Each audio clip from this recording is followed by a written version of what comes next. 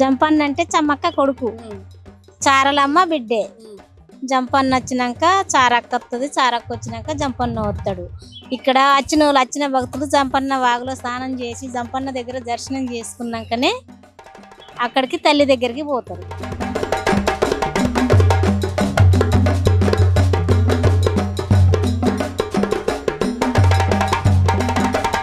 ఇది పండితరాజు గద్దె.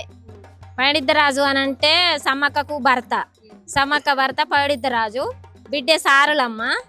ఇది పండితరాజుకు తమ్ముడు గోవిందరాజు.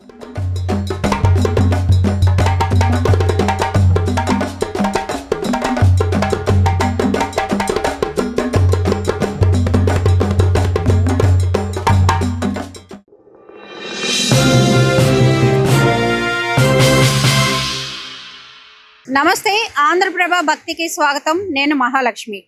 మేడారం జాతరకి మనకి సిద్ధమవ్వబోతుంది. మేడారం సమ్మక్క సారలమ్మ జాతరకి సిద్ధమవ్వబోతుంది. జనవరి 28 నుంచి 4 రోజుల పాటు ఈ జాతర ఘనంగా జరగనుంది. అయితే భక్తులు కొంతమంది ఏంటంటే వృద్ధులు అలాగే చిన్నపిల్లలు ఉన్నవారు ఇప్పటి నుంచే వాళ్ళ మొక్కులను అయితే తీర్చేసుకుంటున్నారు. ఎందుకంటే అప్పుడు జనం ఎక్కువ వస్తూ ఉండడంతో ఇప్పటి నుంచే వాళ్ళ మొక్కులను అయితే తీర్చుకుంటూ ఉన్నారు. మరి ఎలాంటి ఏర్పాట్లు జరుగుతున్నాయి, ఇంకా అక్కడ ఏంటి విశేషాలు అనేవి మీకు చూపిస్తాను, రండి. మనం మేడారం జాతర విశేషాల కోసం ఆంధ్రప్రభ టీం బయలుదేరినప్పుడు మనకి దారిలో ఎన్నో విశేషాలు ఉన్నాయి. అలాగే ఇక్కడ మనం చూస్తున్నది కొత్తగా కడుతూ ఉన్నారు అనమాట. మనకు వెళ్ళే దారిలో ఏంటి ఇది అంటే ఇప్ప చెట్టు అండి. ఇప్ప చెట్టు అనేది ఆదివాసీలో సాంప్రదాయంగా వస్తుంది. ఇప్ప పువ్వులు వేరి వాళ్ళు ఏంటంటే సాంప్రదాయ పద్ధతిలో ఈ చెట్టుని పూజిస్తూ ఉంటారనమాట. సో అది తెలియజేయడానికి, వచ్చే వాళ్ళు తెలియజేయడానికి ఇప్పుడున్న జనరేషన్కి తెలియదు కాబట్టి ఇక్కడ ఒక చెట్టు రూపంలో కట్టి వాళ్ళకి తెలియజేసేటట్టుగా ఇక్కడ దీన్ని అభివృద్ధి చేస్తున్నారు. మేడారం జాతర కోసం డెవలప్మెంట్లో భాగంగా ఇలాగ వారి సాంప్రదాయాలని దారిలో కూడా మనకి తెలియజేయడానికి ఇట్లా కొత్త కొత్త కట్టడాలని కడుతూ వస్తున్నారనమాట. మరి ముందు ముందు ఇంకా ఎన్ని విశేషాలు ఉన్నాయో మీకు చూపిస్తూ వెళ్దాం, రండి.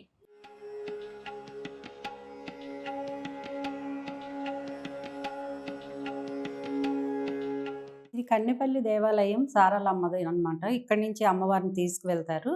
మరి మనతో పాటు ఒక భక్తురాలు ఉన్నారు, వారు ఏం చెప్తారో విందాము. అమ్మ నమస్తే. అంటే ఎన్ని సంవత్సరాల నుంచి మీరు ఇక్కడ వస్తున్నారు? ఇలా మొక్కులు అంటే ఇక్కడ మీరు పసుపు కుంకుమ వేసి ఒక పండుని సమర్పించారు. ఏంటి అసలు ఇక్కడ ప్రత్యేకత? ఇక్కడ మైమగల దేవత అని అంటారు, సమ్మక్క సారక్క దేవత అని అంటారు. అందరు ఇక్కడికి వస్తారు, అన్నీ అనుకునేవన్నీ జరుగుతాయి. కొంగు బంగారంగా కోరుకునే వరాలన్నీ ఇస్తుంది. కొంగు బంగారం అని మొక్కుతాము. తప్పకుండా ప్రతి సంవత్సరం వస్తామండి. ఎక్కడి నుంచి వస్తున్నారు? మేము హైదరాబాద్ నుండి వస్తున్నాము. మా సొంతూరు గుండేడు, మా అత్తగారు, మా అమ్మ వాళ్ళది పంగిడిపల్లి. అక్కడ వీలైనప్పుడు అక్కడ నుండి వస్తా, ఇక్కడ వీలైనప్పుడు ఇక్కడ నుండి వస్తా. ఇప్పుడు ప్రస్తుతానికి అయితే హైదరాబాద్ నుండి వచ్చిన. అనుకునే కోరికలన్నీ తీరుతుందని నమ్మకం మాకు, మేము చాలా నమ్ముతాము. అంటే జాతరకి ఇంకా టైం ఉంది, ఇప్పటి నుంచే మొక్కులు తీర్చుకుంటున్నారు అంటే అప్పుడు బాగా రష్ ఉంటుంది. ఇక తినకుండా తీర్చుకోవాలనేదే నా కోరిక. బీపీలు షుగర్లు ఉన్నాయి, ముందుగానే వచ్చి తీసుకుందామని ముందే వేస్తాం ఎప్పుడైనా. సారలమ్మ ఆలయం యొక్క ప్రధాన పూజారి కాటా సారయ్య గారు మనతో పాటు ఉన్నారు. వారు ఇక్కడ ఏం పూజలు చేస్తారు, మరి ఇప్పుడంటే జాతర కోసం అమ్మవారిని అందరూ మొక్కుతూ ఉన్నారు. జాతర లేని సమయంలో వారు ఏం పూజలు చేస్తారో వారి మాటల్లో తెలుసుకుందాం. నమస్తే అండి. అయితే అమ్మవారిని ఇప్పుడు మేడారం ముందు ఎలాంటి పూజలు చేస్తారు, గుడి మూతపడినప్పుడు ఎలాంటి పూజలు ఉంటాయి, మీరు ఇక్కడే ప్రధాన పూజారిగా ఎన్ని సంవత్సరాల నుంచి చేస్తున్నారు? నేను ఒక 4 జాతర అవుతుంది పూజలో ఉన్న బట్టి. అయితే 2 సంవత్సరాలకు ఒకసారి జాతర కాబట్టి అప్పుడు 2 సంవత్సరాలకు ఒకసారి దేవుని పడకపోయేటప్పుడు నేను పడకపోతాను మేడం. అయితే పూజ బుధవారం చేస్తాం మేడం. అయితే ఇప్పుడు ఈ జాతర ముందు చేసే పూజలు భక్తులు బాగా రావాలా, భక్తుల కోరికలు నెరవేరాలా, అక్కడ జంగాల్లో ఇట్లా కబడతారు వంటలు కదా, అందరు మంచి చూడాలా అని పూజ చేసుకుంటాం మేడం. ఆ తర్వాత అంటే ముందు అమ్మవారిని ఇక్కడ దర్శించుకొని వెళ్ళాలా, ఎట్లాగా? మేమే మేడం భక్తులు వస్తారు మేడం, మేము కూడా పూజ చేసుకుంటాం ఇక్కడ. భక్తులు కూడా చాలా వస్తుంటారు. ఎన్ని సంవత్సరాల నుంచి ఈ సాంప్రదాయం అనేది కొనసాగుతుంది? మన నాకు తెలియదు 1946 నుంచి అంత ముందు అంటారు. మీకు ఎప్పుడైనా అమ్మవారు కల్లో కానీ లేదంటే ఏదో ఒక రూపంలో కానీ కనిపించారా? అమ్మవారు నాకు అప్పుడు అంటే నెలకు ఒకసారి పూజకి వచ్చినప్పుడు కనిపిస్తుంది మేడం. చిన్న పాపం లెక్క కనిపిస్తుంది, ఎర్ర బట్టలు వేసుకొని. రాత్రి కనిపిస్తుంది మేడం. కల్లో కల్లో కనిపిస్తుంటారు. కనిపిస్తుంది మేడం. అంటే ఏం చెప్పడానికి వస్తూ ఉంటారు? పూజ మంచి చేసింది లేదా ఎట్లున్నది కదా అడుగుతుంది మేడం. అంతే. ఆ. Thank you. మనకి ఏంటంటే ఈ చెట్టు దగ్గర అందమైన రంగవల్లులతో చాలా చక్కగా తీర్చిదిద్దారండి. ఎందుకంటే మనకి న్యూ ఇయర్ కూడా స్టార్ట్ కాబోతుంది. దాంతో పాటు అమ్మవారి జాతరకి ఇంకా మనకి జనవరి 28గా కాకపోతే అప్పటికి భక్తులు ఎక్కువగా వస్తూ ఉంటారు కాబట్టి వాళ్ళ తాకిడి ఎక్కువగా ఉంటుందని ఇప్పటి నుంచి కొంచెం అనారోగ్యంగా ఉన్నవారు పెద్దవారు వాళ్ళంతా కూడా ముందే దర్శనం చేసుకొని అమ్మవారిని వాళ్ళ మొక్కులైతే తీర్చుకుంటూ ఉన్నారు. చూడండి ఎంత సుందరంగా తీర్చిదిద్దారో ఆలయాన్ని. మనకి ధ్వజస్తంభం ప్లేస్లో ఇక్కడ ఒక మనం చూసుకోవచ్చు. దీన్ని ధ్వజస్తంభం ప్లేస్లో నాటారండి. దానికి ఏంటంటే మనం పసుపు కుంకుమ రాసి బొట్లు కూడా పెడుతున్నారు. ఒక భక్తురాలు చూసుకోవచ్చు అన్నమాట. దీని పక్కనే వేప చెట్టు కూడా ఉంది. మనం వేప చెట్టుని సాధారణంగా హిందూ ధర్మంలో మనం మొక్కుతూ ఉంటాము అమ్మవారి రూపంగా.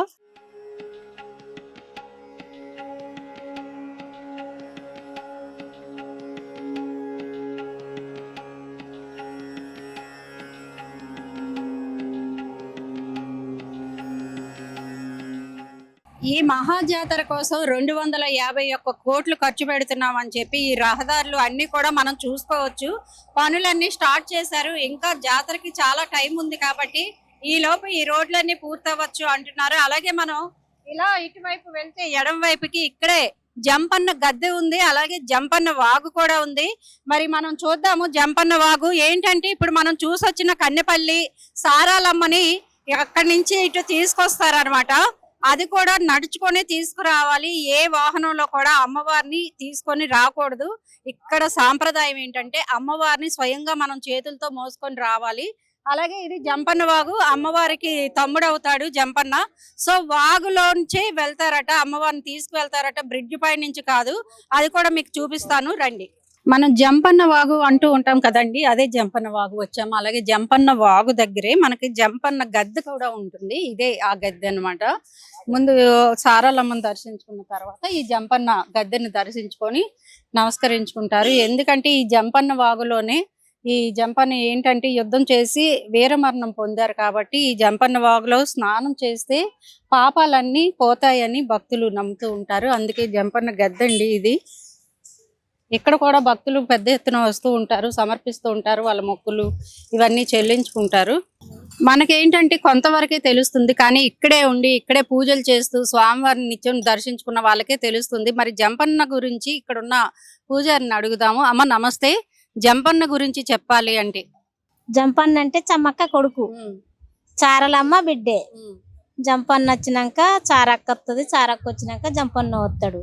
ఇక్కడ వచ్చిన భక్తులు జంపన్న వాగులో స్నానం చేసి జంపన్న దగ్గర దర్శనం చేసుకున్నాకనే అక్కడికి తల్లి దగ్గరికి పోతారు. అది కదా ఇక్కడ ఉన్న కథ. సో జంపన్న వాగులో వర్కులు అయితే జరుగుతున్నాయి. మనకి ఆలయానికి ఇంకా జాతరకి చాలా సమయం ఉంది కాబట్టి మనకు వర్కులు జరుగుతున్నాయి చూసుకోవచ్చు. అందుకే వాగులో కనీసం మోటార్లు ఇవన్నీ ఏర్పాట్లు కూడా చేస్తున్నారు. భక్తులకి ఎటువంటి ఇబ్బంది కలగకుండా అన్ని ఏర్పాట్లు చేస్తున్నారండి. ఈ వాగు ఇక్కడ జరుగుతున్న పనులు సిమెంట్ బస్తాలతో ఇసుక బస్తాలతో ఇక్కడైతే కరకట్టలాగా ఏర్పాటు చేస్తున్నారు. మరి ఇవి ఎందుకు ఏర్పాటు చేస్తున్నారు, అసలు దీనికి మొత్తం చరిత్ర ఏంటో మనతో పాటు మన ఆంధ్రప్రభ రిపోర్టర్ ఉన్నారు, వారు మాట్లాడతారు. సార్ రండి. అంటే మీరు ఎప్పటి నుంచో చూస్తూ ఉన్నారు ఈ మేడారం జాతర ఏర్పాట్లన్నీ, మీకు తెలిసినంతగా బయట వాళ్ళకి కూడా ఎవరికి తెలియదు. ఏంటి ఇవన్నీ ఏర్పాటు చేయడానికి ఏంటి, మరి సారాలమ్మని బ్రిడ్జ్ పైనుంచి కాకుండా కింద నుంచి తీసుకెళ్ళడానికి కథ ఏంటి? మేడం, సార్లమ్మ సమ్మక్క వల్ల బిడ్డ, జంపన్న కొడుకు. అయితే సార్లమ్మను కన్నెపల్లి నుంచి తీసుకొచ్చేటప్పుడు సార్లమ్మ వాళ్ళ అక్కను తాకుతూ, అంటే ఇద్దరు కలిసి తమ్ముడని పోతున్నా మీరు కూడా రాండి అని చెప్పడానికి ఇద్దరు, అంటే ఒక అన్న చెల్లెల అక్క తమ్ముడు కాబట్టి ఇద్దరు కలుసుకొని ఈంచలి సార్లమ్మ వెళ్ళి గద్దె మీద మేడారం వెళ్ళి మేడారంలోని సమ్మక్క గద్దెకు గుడిలోకి వెళ్ళి సమ్మక్కను కలిసి అనంతరం వచ్చి గద్దె మీద ప్రతిష్టాపన చేస్తారు. అయితే ఇక్కడ ఈ లక్షలాదిగా వచ్చే భక్తులకు ఈ మన జంపన్న వాగులో స్నానాలు చేయడానికి ప్రభుత్వం 256 కోట్ల రూపాయలతో ఏర్పాట్లు చేస్తుంది. అందులో భాగంగానే జంపన్న వాగులో కొన్ని లక్షలాది మంది భక్తులు స్నానాలు చేస్తారు కాబట్టి ఆ స్నానాలకు వాళ్ళకి ఇబ్బందులు లేకుండా ఉండడానికి ఇసుక వాగొచ్చి బాగా వరదలు వచ్చి ఫ్లడ్ వచ్చి ఏమైందంటే కొట్టుకొని పోయినాయి. వాటిని నిల్వ చేయడానికి వాళ్ళకి ఎలాంటి ఇబ్బంది కలగకుండా ఆ ఇసుకను లెవెలింగ్ చేసేసి వాళ్ళ నీళ్లు నిల్వ ఉంటేనే స్నానం చేస్తారు కదా. నీళ్ళు మన లక్నవరంలోని లక్నో సరస్సు నుంచి నీటిని కూడా ఒక 10 days ముందు వదిలిపెట్టడం జరుగుతుంది. అయితే ఆ వాటర్ వచ్చేటప్పుడు మనం ఫ్లో మీద స్నానాలు చేయడానికి ఇబ్బంది అవుతుంది కదా. ఇట్లా ఇసుక బత్తాలతో ఒక అడ్డుకట్టలు ఏర్పాటు చేస్తారు. అడ్డుకట్టల మీద ఇప్పుడు 1 మీటర్ వరకు ఏర్పాటు చేస్తే నీళ్లు ఉండేస్తే అక్కడ స్నానాలు చేయడానికి అవకాశం ఉంటుంది. ఇట్లా దాదాపు 1.5 కిలోమీటర్ మేర మనకు అడ్డుకట్టాలు ఏర్పాటు చేస్తారు అన్నట్టు. ఒక 9 అడ్డుకట్టాలు ఏర్పాటు చేస్తున్నారు భక్తులకు సౌకర్యంగా ఉండడానికి, స్నానాలు చేయడానికి. దాంతోపాటు మనకు భక్తులు స్నానాలు చేసినాక అనంతరం దీని మీద మళ్ళీ ఫ్రెష్ నీళ్ళు స్నానాలు చేయడానికి కూడా మనకు ట్యాప్స్ కూడా ఏర్పాటు చేస్తున్నారు గవర్నమెంట్. ఈ ట్యాప్స్ కూడా భక్తులు స్నానాలు చేయడం జరుగుతుంది. స్నానాలు చేసిన అనంతరం తలనీలాలు తీసుకొని ఆ తలనీలాలు, ఓడి బియ్యం, పసుపు, కుంకుమతో ఇవన్నీ పట్టుకొని గద్దెకు చేరుకొని గద్దెలకు సమ్మక్క, సారలమ్మ, పైడిద్దరాజు, గోవిందరాజులకు అక్కడ ప్రత్యేక పూజలు నిర్వహిస్తారు. నిర్వహించిన అనంతరం వాళ్ళు మళ్ళీ వాళ్ళు తెచ్చిన పసుపు కుంకుమ అక్కడ ఒడి బియ్యంతో పాటు వాళ్ళకు సమర్పించడం జరుగుతుంది. సమర్పించిన తర్వాత వాళ్ళు సమ్మక్కకు ఏం చేస్తారంటే నైవేద్యంగా కోళ్ళను కానీ, గొర్రెలను కానీ, మేకలను నైవేద్యంగా సమర్పించి అనంతరం వాళ్ళు వంటలు చేసుకొని కుటుంబ సభ్యులతో, పిల్ల పాపలతో చల్లంగా ఉండాలి, మళ్ళీ 2 సంవత్సరాలు మళ్ళీ వస్తామని చెప్పేసి మళ్ళీ వాళ్ళు తిరిగి దాదాపు 2-3 days ఉండి సమ్మక్క ఇక్కడ జాతరను తరించి వాళ్ళ పిల్ల పాపలతో మళ్ళీ తిరిగి ఇంటికి వెళ్ళడం జరుగుతుంది. చాలా ఘనంగా అయితే ఏర్పాట్లు చేస్తూ ఉన్నారండి. మనం అటు చూసుకోవచ్చు. అటైతే వాటర్ అంతా వస్తుంది. ఇది కూడా వీళ్ళు ట్రయల్స్ వేస్తూ ఉన్నారనమాట. ఈ వాటర్ ద్వారా వీళ్ళు స్నానాలు భక్తులు చేసుకోవచ్చు శుభ్రంగా అని చెప్పేసి. సో ఇదన్నమాట కథ మనకి జంపన్న వాగు గురించి. తల్లి వాళ్ళ అక్క ఏంటంటే జంపన్న బ్రిడ్జి పై నుంచి వెళ్లకుండా కింది నుంచే వెళ్తారట. ఎందుకంటే తమ్ముడిని కలుసుకొని తమ్ముడిని తీసుకొని తల్లి దగ్గరికి వెళ్లే ప్రక్రియలో ఇది ఒక సాంప్రదాయంగా కొనసాగుతుంది. ఈ జంపన్న వాగులోనే జంపన్న ప్రాణాలు విడిచారు కాబట్టి ఈ జంపన్న వాగుకి ఎంతో విశిష్టత ఉంది. దీంట్లో ఈ వాగులో స్నానాలు చేస్తే పాపాలన్నీ పోతాయి అని చెప్పి భక్తుల నమ్మకం కూడా ఉంది. సో మనకి చక్కగా భక్తుల కోసం ఎంతో చక్కగా ఏర్పాట్లు అయితే చేశారు. నీళ్లు కూడా చాలా బాగా వస్తున్నాయి. చూడండి ఎంత బాగా వస్తున్నాయో నీళ్లు. మరి ఇక్కడ మనతో పాటు ఉన్నారు పనిచేసే వాళ్ళు, వాళ్ళని అడిగి తెలుసుకుందాం. ఇలాంటివి ఎన్ని ఏర్పాటు చేశారు భక్తుల కోసం? 350 చిల్లర. జాతర కోసం ఇంకా టైం అయితే ఉంది. ఈ లోపు మొత్తం పనులన్నీ పూర్తి అవుతాయా? మా వర్క్ వచ్చేసి ఆల్రెడీ 90% కంప్లీట్ అయిపోయింది మేడం. ఎన్ని రోజుల నుంచి చేస్తున్నారు? మేము వచ్చేసి ఇప్పుడు 1.5 45 days నుంచి చేస్తున్నాం మేడం. ఆల్మోస్ట్ కంప్లీట్ అయిపోయింది. ట్యాప్స్ ఉన్నాయి, బ్యాట్స్ అప్. ఇది భక్తుల కోసం స్నానాలకి ఎటువంటి ఇబ్బంది లేకుండా వాగులో చేసిన తర్వాత మళ్ళీ పైకి వచ్చి ఒక్కసారి ఏంటంటే వాగులో ఇసుక అన్ని అంటుతాయి కాబట్టి పైకి వచ్చి ఈ నీటి ద్వారా వీళ్ళు స్నానం చేసి మళ్ళీ శుభ్రంగా బట్టలే మార్చుకుంటారు కాబట్టి వాటి కోసం వీళ్ళు ఏర్పాటు చేశారు. ఆల్మోస్ట్ 45 రోజుల నుంచి దీనికోసం వర్క్ చేస్తున్నారు. ఇలాంటివి 365 ఏర్పాటు చేశారట. ఈ జంపన్న వాగుపై బ్రిడ్జిలు 2 బ్రిడ్జిలని నిర్మించారు. వీటికి చాలా చరిత్ర ఉందండి. చంద్రబాబు నాయుడు గారు సీఎంగా ఉన్నప్పుడు ఈ బ్రిడ్జిల్ని ఒక్కొక్క బ్రిడ్జిని 35 రోజుల్లో కంప్లీట్ చేశారంటే ఇది మామూలు విషయం కాదు. అందుకే మరి చంద్రబాబు నాయుడిని విజనరీ నాయకుడు అంటూ ఉంటారు. ముందు చూపుతో ఆయన ఆలోచిస్తారు కాబట్టి ఆయనకు అంత మన ప్రస్తుత సీఎం రేవంత్ రెడ్డి గారు కూడా ఆయన్ని కొనియాడుతూ ఉంటారు. మరి ఈ బ్రిడ్జిలకైతే అంతటి విశిష్టత చరిత్ర ఉందండి. 35 రోజుల్లో ఒక్కొక్క బ్రిడ్జిని 35 రోజుల్లో కంప్లీట్ చేశారు.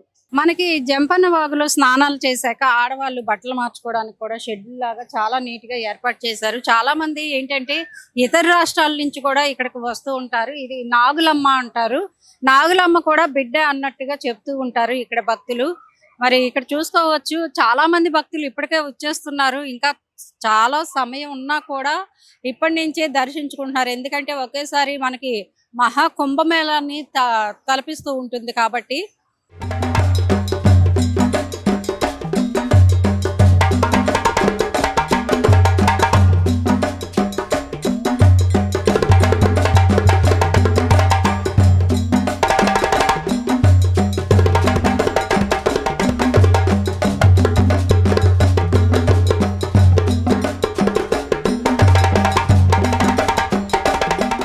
మనం మేడారం అసలైన ఆలయం దగ్గరికి చేరుకున్నాము. ఇక్కడ కొంతమంది భక్తులు ఉన్నారు, వాళ్ళ ఒపీనియన్ తీసుకుందాం. సార్ నమస్తే అండి, మీ పేరు? నమస్తే అండి, I'm doctor M Satish Kumar.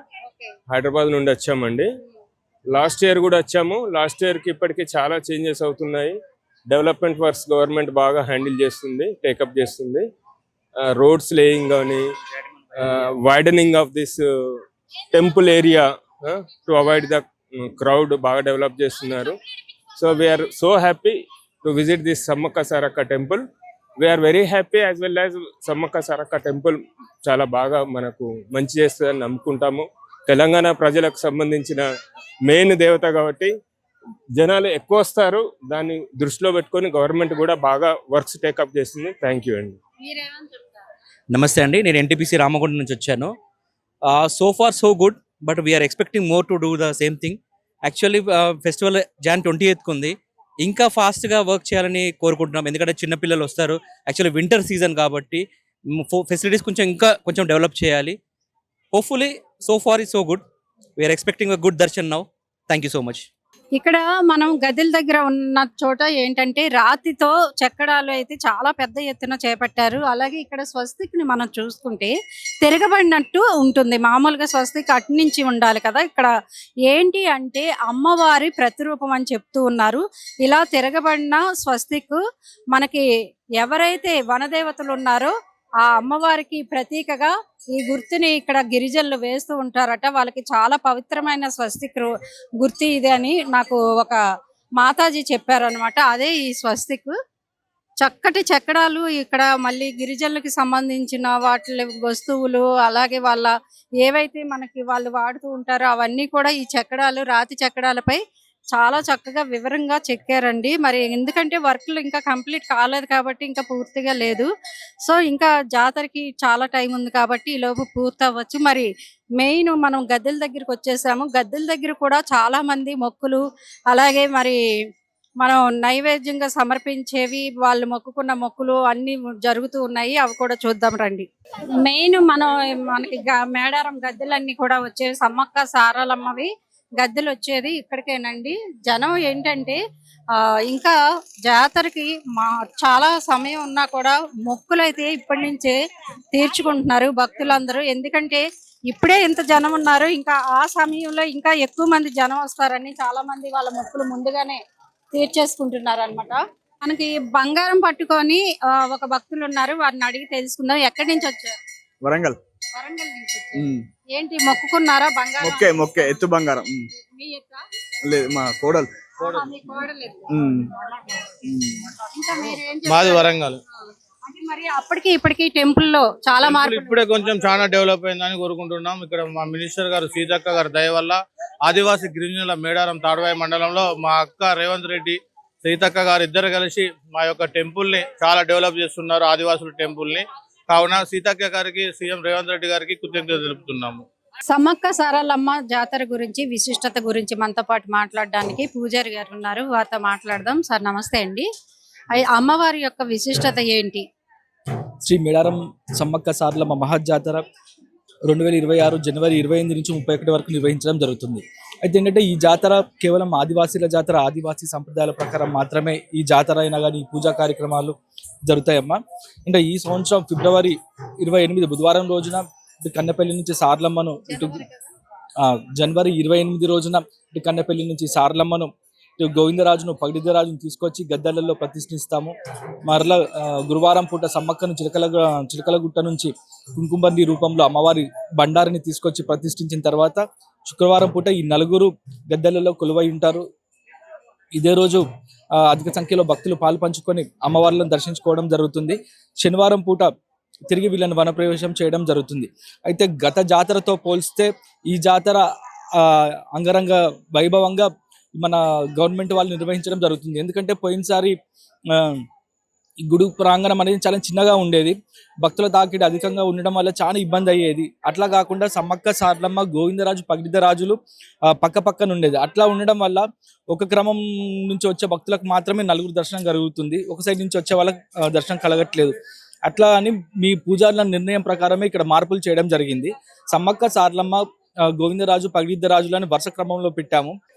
అట్లా కాకుండానే ఇంకా ఈ గుడి ఇంకా పెద్దగా నిర్వహించడం జరుగుతుంది. ఎందుకంటే ఒకటేసారి 10,000 మంది భక్తులు దర్శించుకునే విధంగా ఈ గుడి నిర్మాణం చేపట్టడం జరిగింది. ఇటు చూస్తే ఇటు సార్లమ్మ చరిత్ర, ఇటు సమ్మక్క చరిత్ర, గోవిందరాజు పగిడిద్దరాజు చరిత్ర, అట్లా కాకుండా ఇటు పూజారులు ఏ అయితే వంశస్థులు ఉన్నారో ఈ సిద్ధబోయిన, కాక, పెనుక, దబ్బగట్ల వంశస్థుల చరిత్ర, అట్లానే కాకుండా ఈ ఆదివాసుల జీవన విధానము, ఆదివాసుల కట్టుబాట్లు, ఆదివాసుల ఆచారాలు ఈ గుడి ప్రాంగణంలో మనం చూడడం జరుగుతుందమ్మా. అంటే బెల్లాన్ని బంగారం అనడానికి అసలు మెయిన్ రీజన్ ఏంటి? అంటే మన ఇంట్లో చూస్తే మన పిల్లలైనా కానీ ఎవరినైనా కానీ మనం బంగారు కొండను అభివర్ణిస్తాం కదా. అట్లాగే ఏంటంటే సమ్మక్కకు పగిడిద్దరాజు బంగారు కొండ అన్నట్టు. అందుకని భక్తులు తీసుకొచ్చే మొక్కు అంటే బంగారాన్ని అమ్మవారికి సమర్పించిన తర్వాత, అంటే మా బెల్లాన్ని అమ్మవారికి సమర్పించిన తర్వాత అది బంగారంగా మారుతుందని, అంటే ఆయనకు చిహ్నంగా భావిస్తారు. అంటే మనం ముద్దాడతాం కదా ఇంట్లో, మనకు ఇష్టమైన వాళ్ళు ఉంటే బంగారు కొండ, బంగారం అని. అట్లా సమ్మక్క పగిడిద్దరాజుని అలా పోల్చుతుంది కాబట్టి ఇక్కడికి వచ్చే భక్తులు ఏదైతే బెల్లాన్ని తీసుకొచ్చి సమర్పించిన తర్వాత అది బంగారంగా మారుతుందని నానుడమ్మ. అంటే ఈ బంగారాన్ని ఏం చేస్తారు? భక్తులు సమర్పించిన ఈ బెల్లాన్నంతా ఏం చేస్తారు తర్వాత? చాలా వరకు భక్తులకు పంచిపెట్టడం జరుగుతుంది. అట్లా కాకుండా ఇంకేదైనా ప్రసాదం మిగిలినట్టయితే దాన్ని మళ్ళా రీసైక్లింగ్ పంపించడం జరుగుతుంది. లేదా స్వీట్స్ అయినా కూడా అంటే పడేయకుండా దాన్ని మరలా ఉపయోగించడం జరుగుతుంది. మళ్ళా ఎన్ని టన్నులు వస్తుంది అనుకుంటున్నారు అసలు మనకి జాతర టైం వరకు? దాదాపు 70 అంటే 1,00,000 టన్నులు దాటొచ్చమ్మా. కానీ ఏంటంటే చాలా వరకు ఇక్కడ కింద పడి తొక్కుడు అవుతుంది కదా, అలా చాలా వేస్టేజ్ అవుతుంది. అయితే మరి ఈ సంవత్సరం ఎంతమంది భక్తులు వస్తారని మీ అంచనా?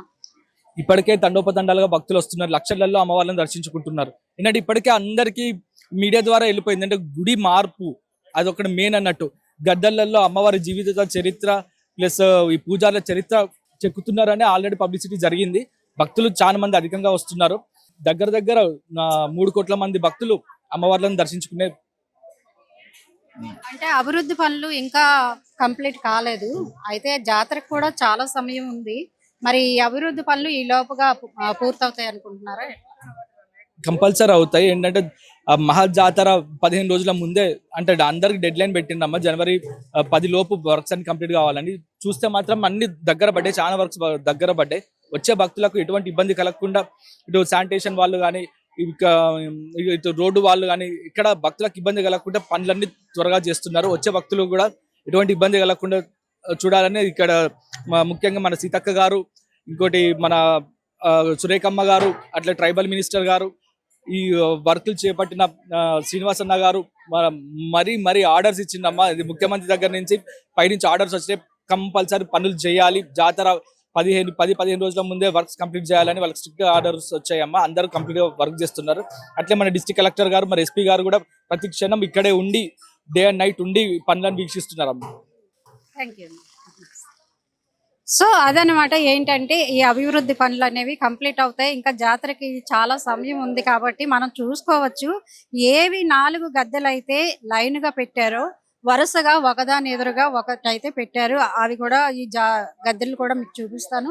అయితే ఆలయ ప్రాంగణం మొత్తం కూడా ఏంటంటే ఆయన పూజారి గారు మనకు చెప్పినట్టు వన దేవతల సాంప్రదాయం ప్రకారం, గిరిజనుల సాంప్రదాయం ప్రకారం వారు ఏమేమి వాడతారు పనిముట్లతో సహా ఇక్కడ గోడల ప్రాంగణాలపై చెక్కారనమాట. చాలా స్పష్టంగా బయట వాళ్ళకు కూడా అర్థమయ్యే రీతిగా వీటిని అయితే చెక్కడం జరిగింది. ఈ ప్రాంగణం కూడా మీకు అంతా చూపిస్తాను. భక్తులైతే ఇప్పటి నుంచే పెద్ద ఎత్తున పోటెత్తారని చెప్పాలి. అందులో ఇది బుధవారం. ఇక్కడ ఏంటి అంటే స్పెషల్గా బుధవారం, శుక్రవారం, ఆదివారం అమ్మవార్లకి ముఖ్యమైన రోజు. సో ఈ వారాల్లో ఎప్పుడు భక్తులు అమ్మవార్లని దర్శించుకొని వాళ్ళ మొక్కులు తీర్చుకుంటారని ఇక్కడ స్థానికులు చెప్తూ ఉన్నారు.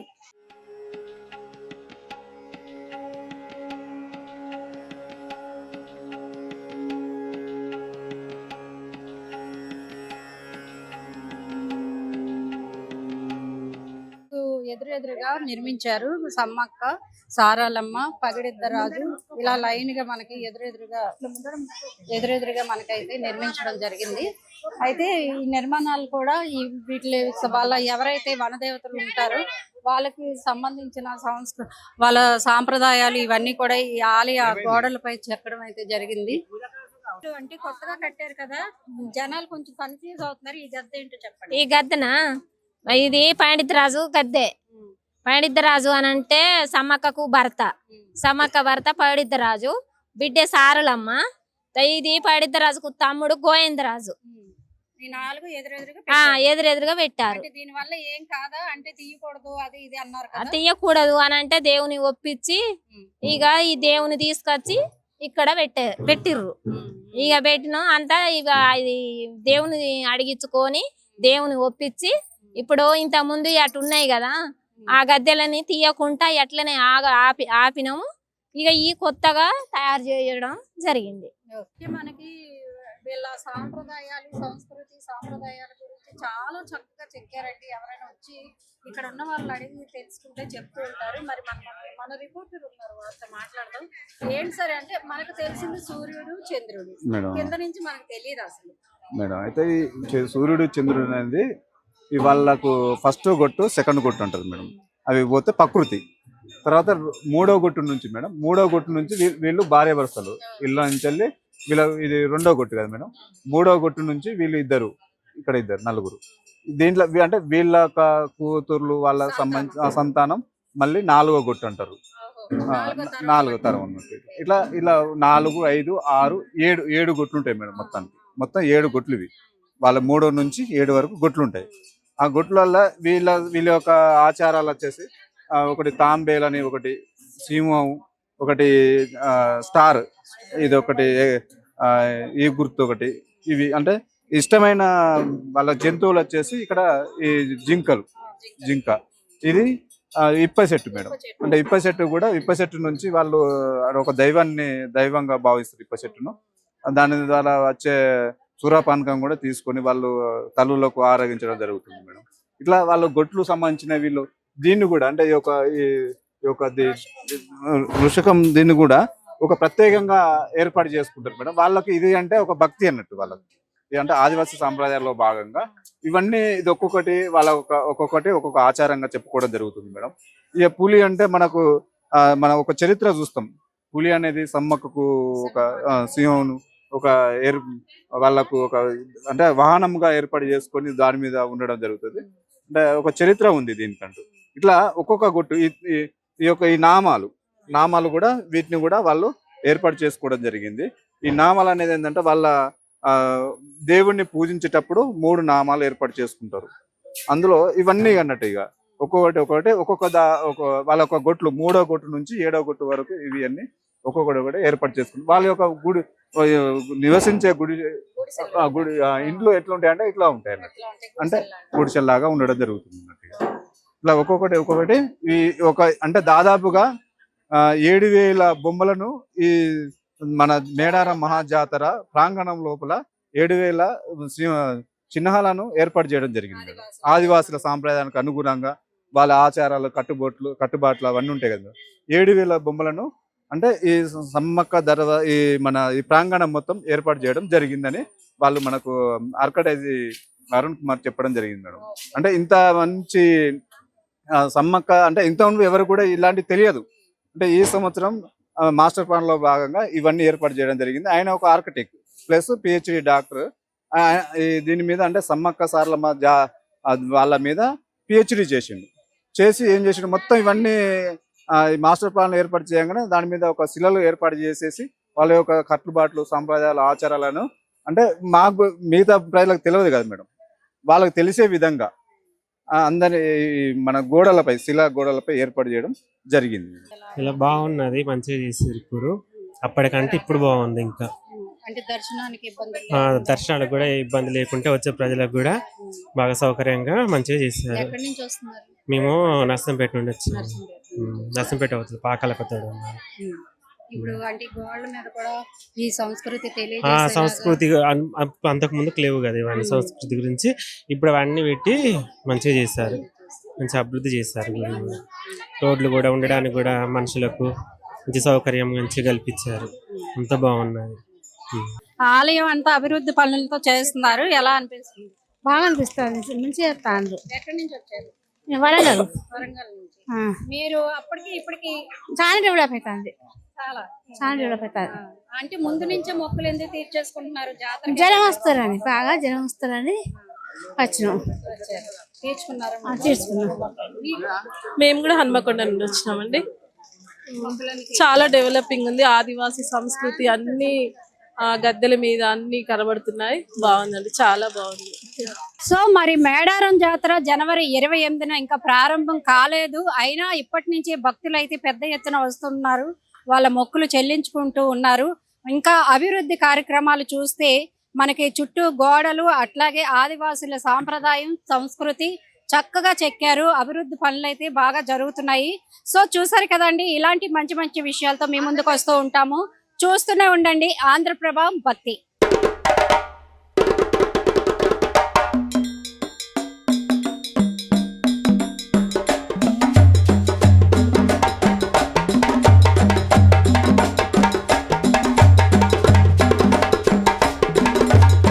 జంపన్న అంటే చమ్మక్క కొడుకు, చారలమ్మ బిడ్డే.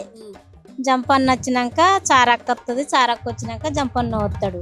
ఇక్కడ వచ్చిన భక్తులు జంపన్న వాగులో స్నానం చేసి జంపన్న దగ్గర దర్శనం చేసుకున్నాకనే అక్కడికి తల్లి దగ్గరికి పోతారు.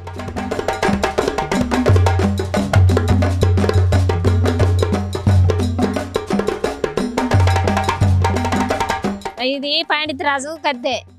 పండితరాజు అని అంటే సమ్మక్కకు భర్త, సమ్మక్క భర్త పండితరాజు, బిడ్డ సారలమ్మ. ఇది పండితరాజుకు తమ్ముడు గోవిందరాజు.